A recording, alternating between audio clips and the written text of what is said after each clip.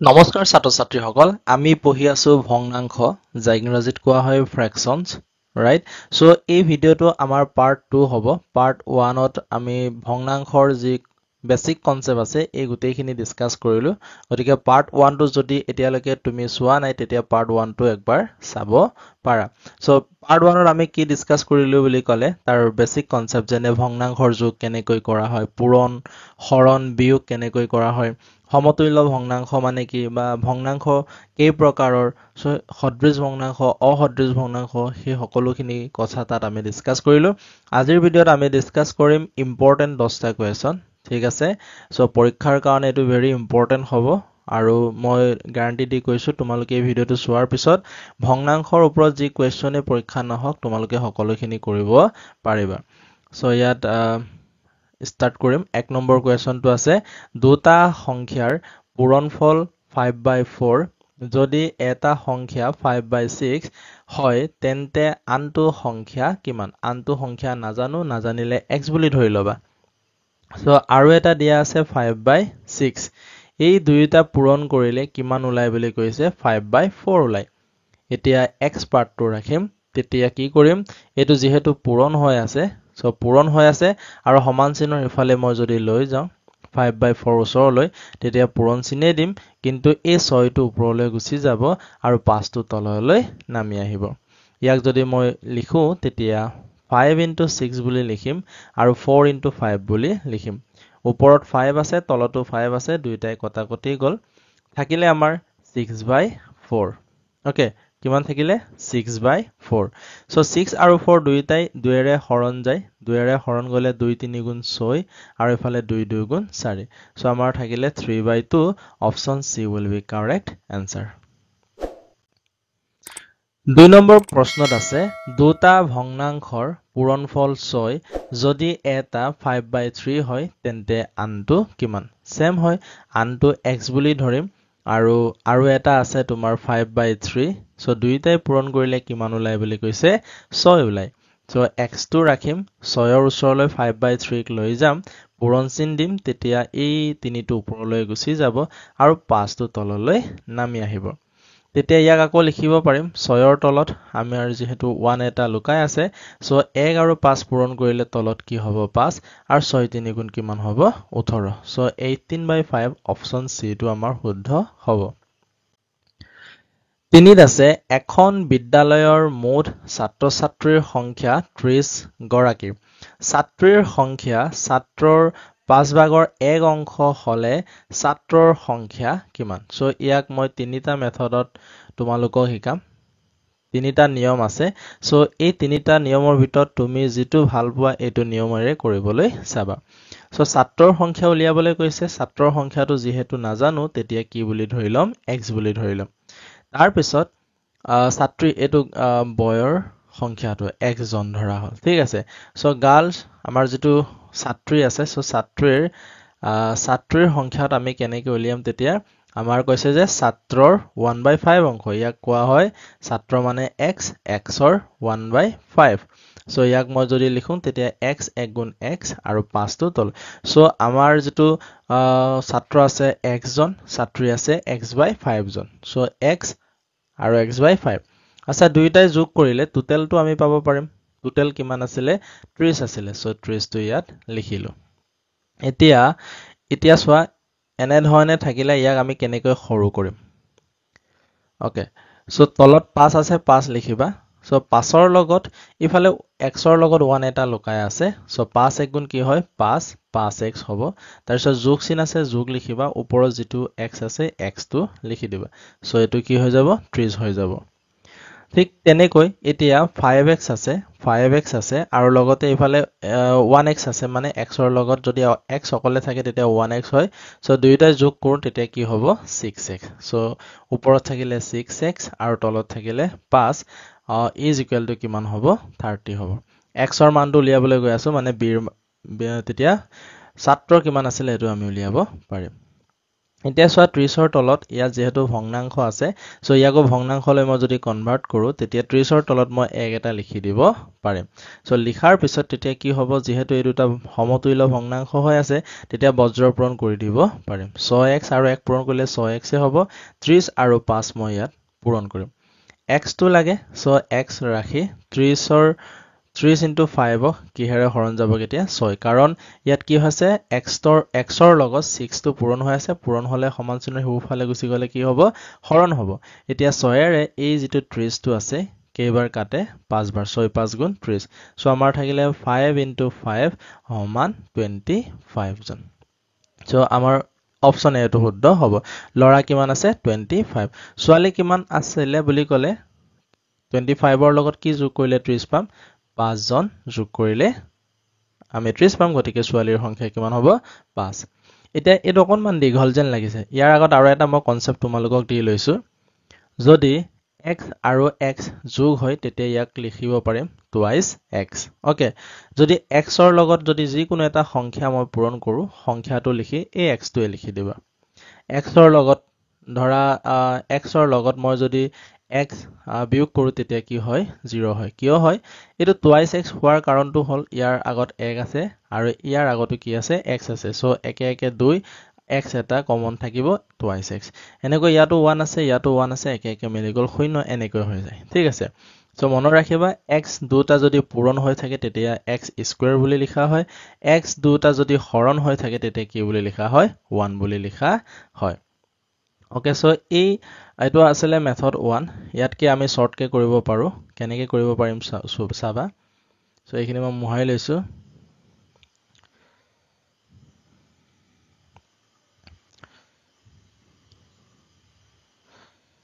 okay এইখিনি মই মুহাই ললো এটা কি কৈছে কোৱেশ্চনটো সদায় পঢ়ি লবা ভালকে বুজি লবা এনে ধৰণৰ প্ৰশ্ন অহাৰ লগে লগে মই এতিয়া যেটো মেথড শিকাম এই মেথড মতে কৰিবা সো ছাত্ৰৰ 1/5 অংশ বুলি কোৱাৰ লগে লগে ছাত্ৰৰ সংখ্যাটো কেই ভাগ কৰা হৈছে 5 ভাগ সো ছাত্ৰ কিমান আছে ছাত্ৰ হ'ব 5 ভাগ ছাত্ৰ কিমান হ'ব 5 ভাগ তাৰ পিছত 5 ভাগৰ 1 অংশ মানে 1 ভাগটো ছাত্ৰী হ'ব এই 1 ভাগটো কি হ'ব ছাত্ৰী হ'ব এই 1 ভাগটো কি হ'ব ছাত্ৰী সো ছাত্ৰী 1 ভাগ হল সো গুটি আমাৰ টোটাল কিমান জন আছিল লৰা ছোৱালী ছাত্ৰ ছাত্ৰী কিমান আছিল 30 জন সো টোটাল এই 30ক কেই ভাগ কৰিছে বুলি ক'লে ছাত্ৰ আৰু ছাত্ৰীৰ ভাগটো আমি যোগ কৰি দিম সো 5 আৰু 1 ভাগ কি হ'ব 6 ভাগ কি হ'ব 6 ভাগ সো 6 ভাগটো কাৰ সমান বুলি কৈছে 30ৰ সমান সো 1 ভাগটো উলিয়াই দিয়া 1 ভাগটো তেতিয়া কি হ'ব 6ৰ পৰা 1 লৈ কমি আহিলে হৰণ কৰিব লাগে 30ক 6 ৰে হৰণ কৰিলে 6 5 গুণ 30 1 ভাগত কিমান 5 জন এক ভাগত কিমান হ'ব তেতিয়া 5 জন হ'ব এতিয়া ছাত্ৰৰ সংখ্যা উলিয়াবলৈ কৈছে ছাত্ৰৰ কিমান ভাগ আছিল 5 ভাগ আছিল সো 5 ভাগটো উলিয়াই দিলে হল এক ভাগত যদি 5 হয় এক ভাগত যদি 5 হয় 5 ভাগত কিমান হ'ব 5 5 গুণ 25 তেনেকৈ আমাৰ উত্তৰটো ওলাই সো 3 নম্বৰ আৰু লাষ্ট মেথডটো এটো মোৰ কাৰণে ফেভাৰিট হয় তোমালোকৰ কাৰণে এটো ফেভাৰিট হ'ব এটো ভালকে বুজি লবা আৰু 3 নম্বৰ যেটো মেথড শিকাম এই মতেহে তোমালোকে অংকটো কৰিবা যেতিয়া কব এই এনে ধৰণৰ কোৱেশ্চন আহিলে হে দেই যেটি কোৱেশ্চন আকৌ এনেকে এটো নিয়মত কৰি নিদিবা সো কোৱেশ্চনটোৰ যেটো প্যাটাৰ্ন আছে কোৱেশ্চনটোৰ প্যাটাৰ্ন মনত ৰাখিবা সো ইয়াত কি আছে 5 ভাগৰ 1 অংশ আছে ইয়াক এনেকে লিখি লবা সো এই দুটা যোগ কৰি দিবা যোগ কৰিলে কি হ'ব 5ৰ লগত মই যদি 1 যোগ কৰো তেতিয়া কি হ'ব মানে এই 5টোৱে এই 1টোৱে যোগ কৰিবা যোগ কৰি যেটো পোৱা ওপৰ লিখিবা আৰু তলত 6 লিখি দিবা হৈ গল সৰি 5 লিখি দিবা তলত যেহেতু 5 আছিল তো যোগ কৰিলে 6 পাম এতিয়া এইটো ইয়াক উলুটাই দিলে আমি 5 টো ওপৰত যাব 6 টো তললৈ যাব এইটো হ'ব ছাত্ৰৰ সংখ্যা এইটো কি হ'ব এইটো হ'ব ছাত্ৰৰ সংখ্যা এটো কি হ'ব ছাত্ৰৰ সংখ্যা দ্যাট মিন্স গুটেই ছাত্ৰ ছাত্ৰীক কেই ভাগ কৰিছে 6 ভাগ কৰিছে আৰু 6 ভাগ কৰিলে ছাত্ৰৰ সংখ্যাটো কিমান হ'ব 5 ভাগ হ'ব ঠিক আছে এটো হ'ব ছাত্ৰীৰ সংখ্যা কিমান বুলি ক'লে টোটাল 6 ভাগ আছিল টোটাল কেই ভাগ আছিল 6 ভাগ 1 2 3 4 5 6 ভাগ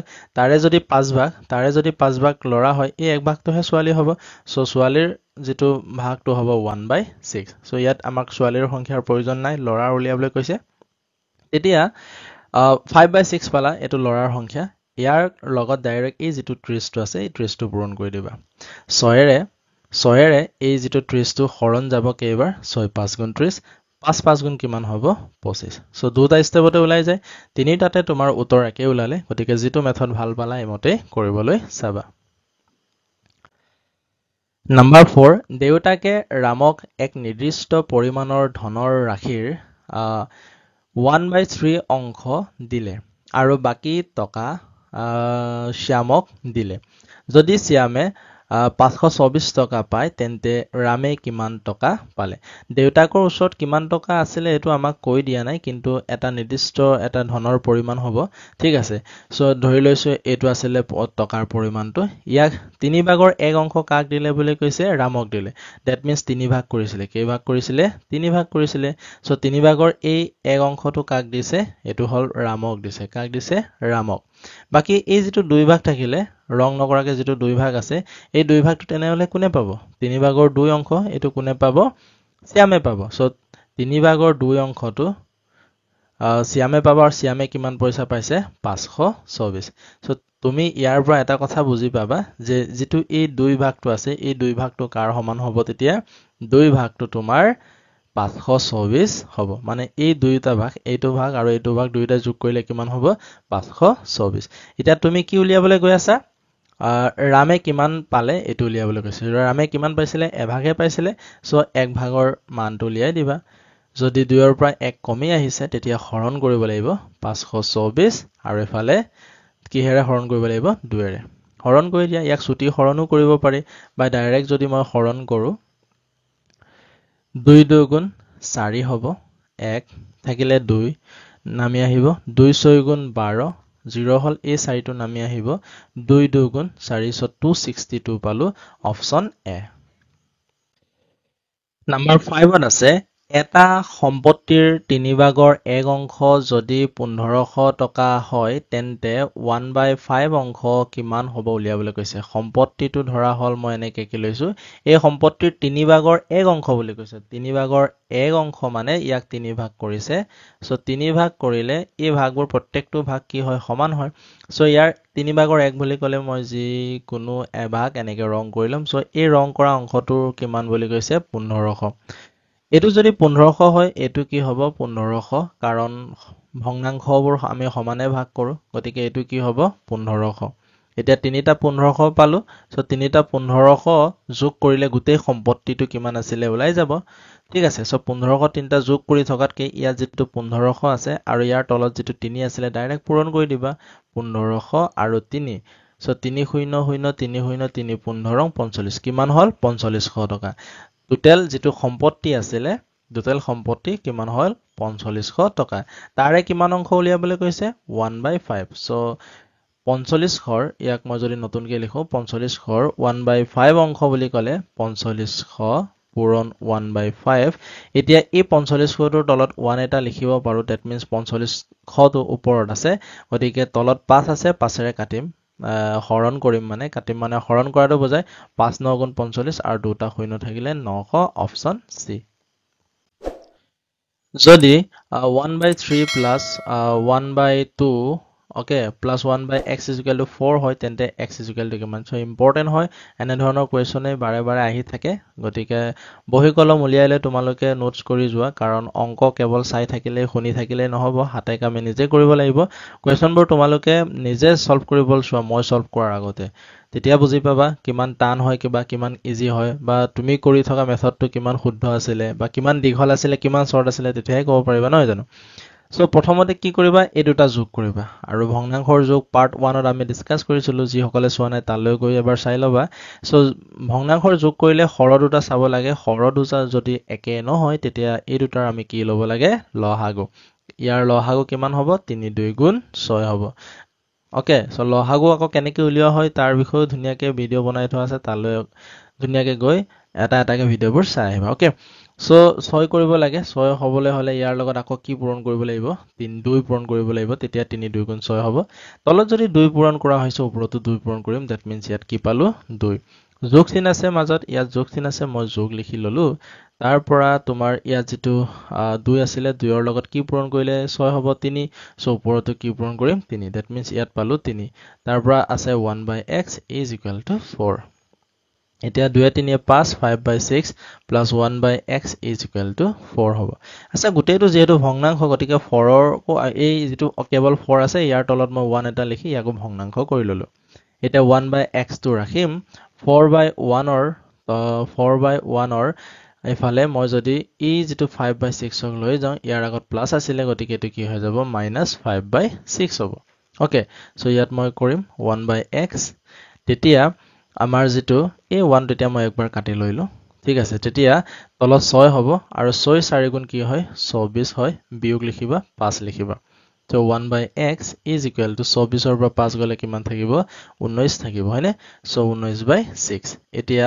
এই দুটা সমান হৈ আছে সমতুল্য ভগ্নাংশ আছে এমতে বজ্ৰপূৰণ কৰিব পাৰো 19x is equal to আমি কি লিখিম 6 গুণ 6 লিখিম মানে এই দুটা পূৰণ কৰিলে আৰু এই দুটা পূৰণ কৰিলে এনেকে লিখিব পাৰিম x ৰ মান লাগে x লিখিলো 6 ৰ তললৈ এতিয়া 19 টো নামি আহিব কাৰণ ইয়াত কি আছিল পূৰণ হৈ আছে so 6/19 will be correct answer option b Number 7 আছে যদি ইমান is equal to a/b is equal to 4 তেন্তে a plus b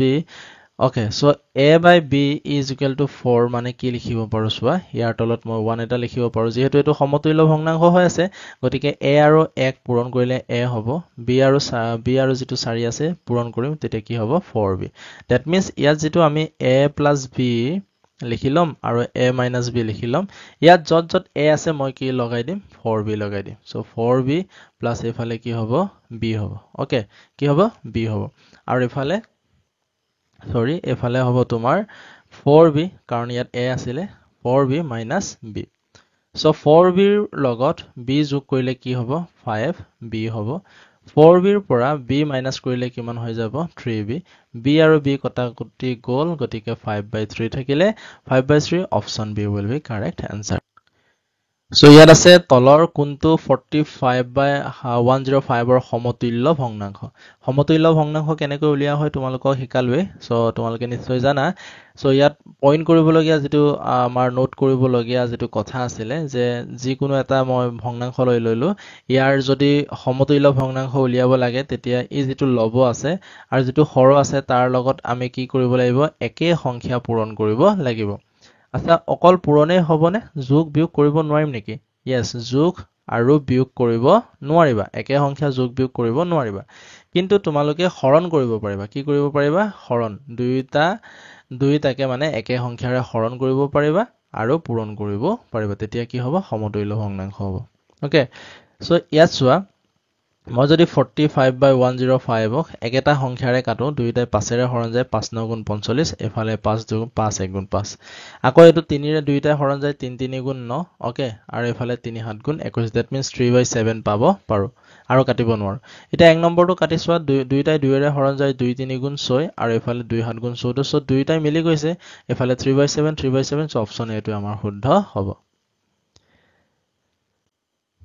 Number 9 to JNB 2023 মানে 2023 সনত এই কোৱেশ্চনটো আহিছিল কিমান ইজি আহিছিল সোৱা এটা ভগ্নাংশ একে বা সমতুল্য হৈ থাকে যদি হিমাত্ৰ মই কলো নহয় এ নম্বৰটো যদি আমি পঢ়ো লব